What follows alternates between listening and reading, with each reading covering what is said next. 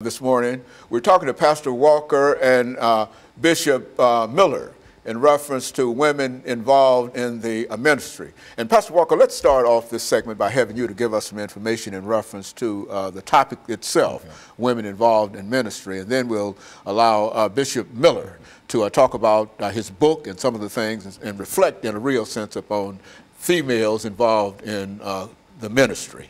Well, Dr. Haney, this is some subject matter that I can really relate to because I've been exposed to women in ministry ever since I was a child. My mother, she's a minister. She founded churches. She deceased back in 2014, Bishop Florian Knox. But she founded church. The church still stands in existence right now. My brother pastors the Universal Christian Holiness Church.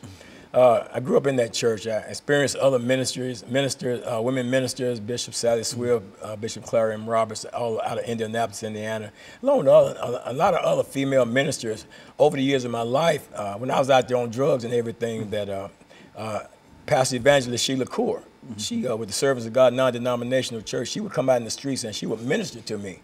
And that's when my mother planted the seed. She came along and she watered it.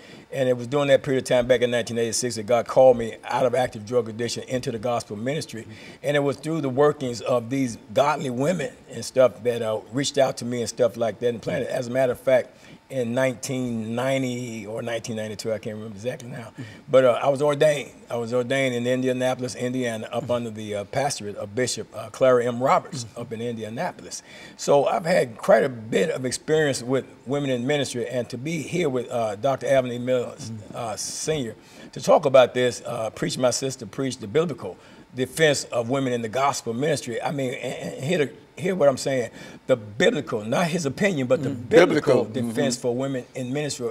The reason he can take it to the Bible and show that. But that's my experience that I've had with women in ministry. So I'm one that you can't come to me and talk to me about what a woman cannot do, and you can't use the traditional stuff like God can cause a donkey. Because to me, that sounds disrespectful. You know, to speak, you can use whoever.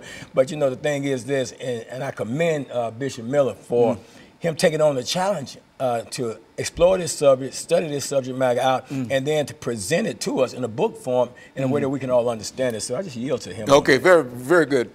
Bishop Miller, let's talk about women in ministry.